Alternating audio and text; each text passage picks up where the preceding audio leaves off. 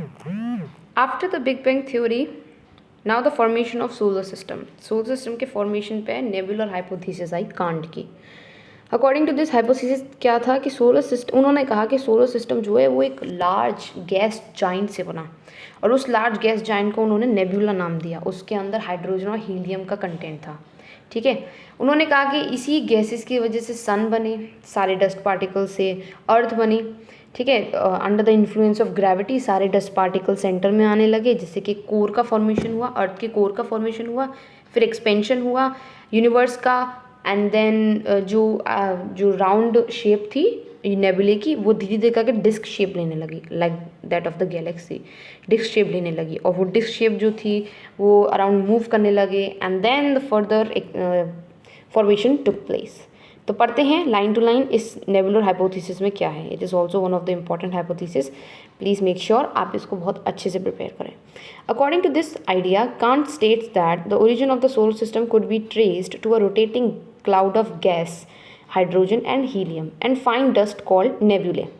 तो इसके अकॉर्डिंग क्या था कि कांट ने एक्सप्लेन किया कि सोलर सिस्टम जो है वो एक रोटेटिंग क्लाउड ऑफ गैस से बना है, और वो क्या कंटेन करता है, हाइड्रोजन और हीलियम एंड कुछ फाइन पार्टिकल्स, जिसको उन्होंने नेबुले नाम दिया। The gases make up the sun too, और इसी गैस ने सन को भी क्रिएट किया था। द डस्ट पार्टिकल, जो डस्ट साइज पार्टिकल्स थे वो एज इट इज़ सिमिलर हैं, जैसे कि हम अर्थ पे विजिबल होते हैं हमको, एज इट इज़ स्पेस में भी थे। ठीक है, वो सेम कंपोजिशन के थे।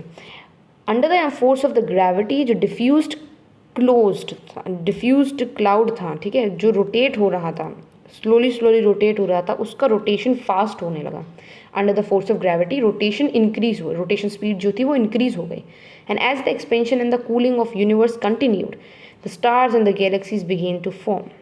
और जैसे जैसे एक्सपेंशन और कूलिंग जो थी वो कंटिन्यू होने लगी, उसके साथ साथ स्टार्स और गैलेक्सीज का फॉर्मेशन हुआ।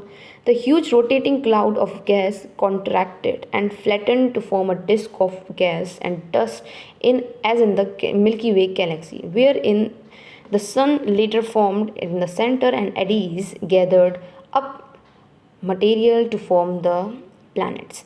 अब इसमें क्या है कि जैसे जैसे एक्सपेंशन हुआ और कूलिंग हुई यूनिवर्स की, उससे कि स्टार्स और गैलेक्सीज बने। जो ह्यूज रोटेटिंग क्लाउड था वो डिस्क शेप लेने लगा, जैसे कि हम मिल्की वे गैलेक्सी में देख सकते हैं।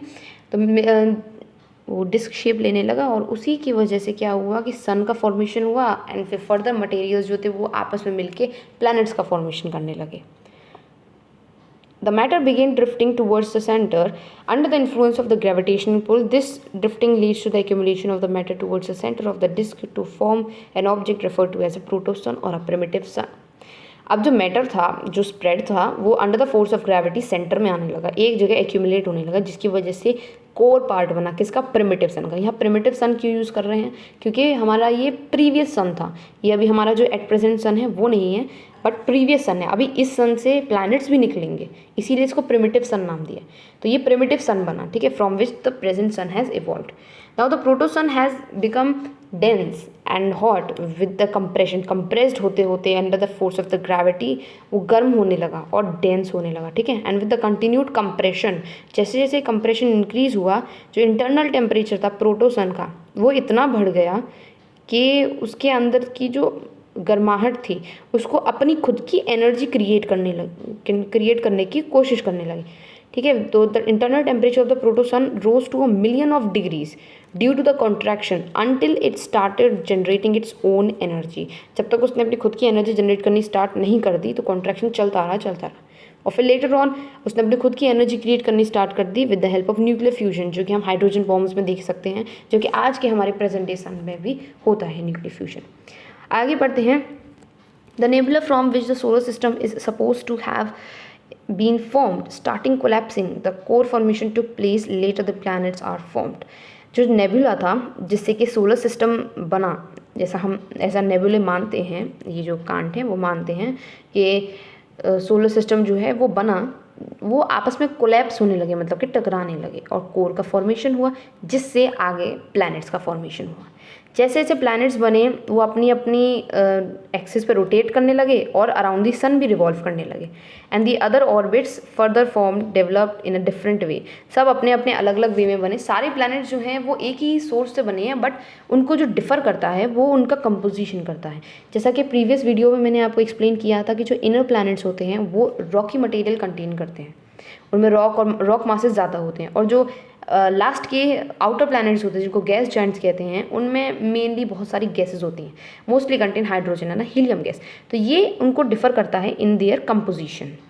Okay, so this is all in nebula hypothesis given by can't.